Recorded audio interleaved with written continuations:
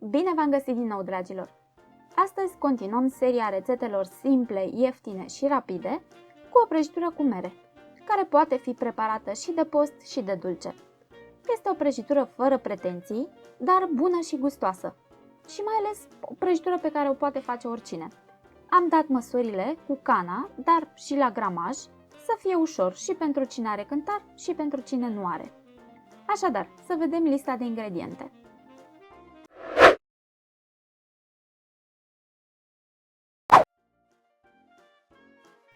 O cană de griș, asta înseamnă 250 de grame, o cană de făină, 200 de grame, o cană cu zahăr, 250 de grame, un sfert de linguriță de sare, un plic de praf de copt, adică 10 grame, o cană și încă o treime de lapte.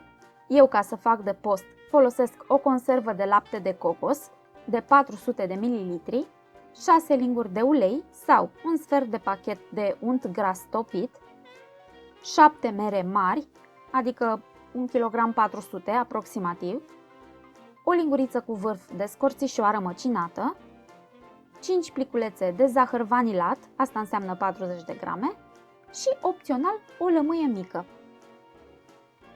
Preîncălzim cuptorul la 180 de grade Celsius. Pentru cuptorul electric, eu am ales un program care dă căldură sus și jos, plus ventilator. Pregătim o formă tapetată cu hârtie de copt. A mea are dimensiunile de 20 x 25 de cm și înălțimea de 7. Pentru măsurarea ingredientelor, folosim o cană cu volumul de 300 de ml. Luăm o pungă mai mare pentru alimente și în ea punem grișul, făina, poate fi orice fel de făină aveți în casă, 3 nule, 650, 480, zahărul, praful de copt și sarea. Strângem punga și agităm bine, ca să omogenizăm ingredientele.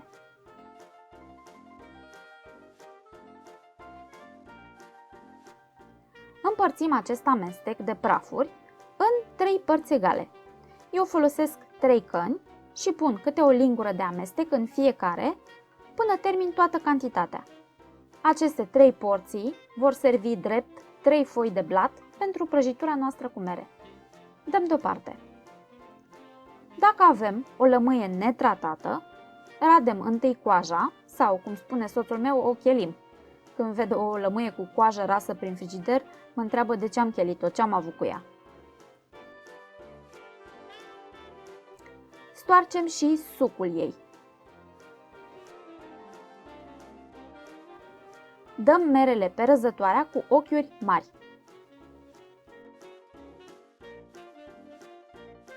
Adăugăm deasupra lor zahărul vanilat, scorțișoara și coaja de lămâie. Amestecăm. Nu avem nevoie de mai mult zahăr în compoziția de mere, pentru că există deja suficient în amestecul de prafuri pentru aluat. Dacă vreți, puteți pune mai puțin zahăr în blat și mai adăugați aici, peste mere. Adăugăm și zeama de lămâie. Aceasta are scopul de a echilibra gustul în cazul în care merele nu sunt suficient de acrișoare. Așa că gustați! Dacă merele voastre sunt suficient de acrișoare, nu mai adăugați zeamă de lămâie. Ca să fac această prăjitură de post, voi înlocui laptele cu o conservă de lapte de cocos. Voi puteți alege orice lapte vegetal aveți. Se poate folosi chiar și zeama de la compotul de piersici sau ananas, caz în care va trebui redus puțin zahărul din amestecul pentru aluat. Dar se poate folosi și apă, dacă nu aveți altceva. Se amestecă laptele cu uleiul sau cu un sfert de pachet de unt topit.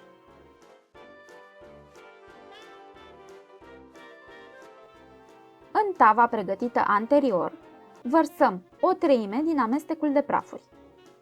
Nivelăm.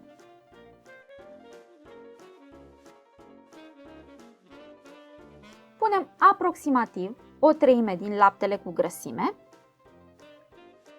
Apoi așezăm jumătate din cantitatea de mere.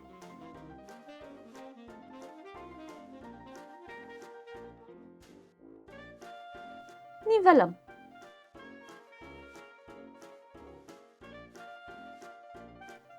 Apoi creăm un nou strat exact la fel.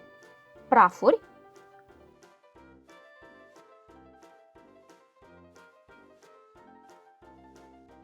încă 1/3 de lichid și toate merele rămase.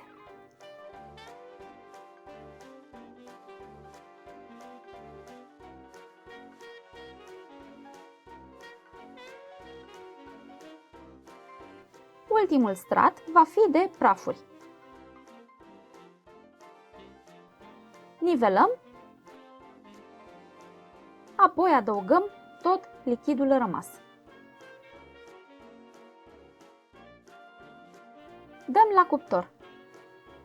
Coacerea va dura aproximativ o oră sau până când prăjitura este bine rumenită și scobitoarea introdusă în centru este curată.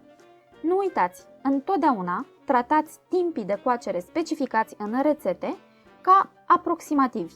Cuptoarele sunt foarte diferite între ele și întotdeauna poate dura ceva mai mult sau mai puțin decât indicat într-o anumită rețetă. Așa arată prăjitura când este gata. O lăsăm să se răcească, apoi o putem porționa. Așa arată și felia tăiată. Aceasta a fost rețeta de azi, dragilor. Dacă sunteți fan mere, nu uitați, aveți pe canal și rețeta de plăcintă pufoasă cu mere sau plăcintă turnată cu mere, plăcintă tradițională la rulou, așa cum făcea bunica mea, dar mai ales un tort răcoritor și delicios cu mere, care mie îmi place foarte mult și vi-l recomand din tot sufletul. Să aveți poftă, dragilor! Până data viitoare, numai bine!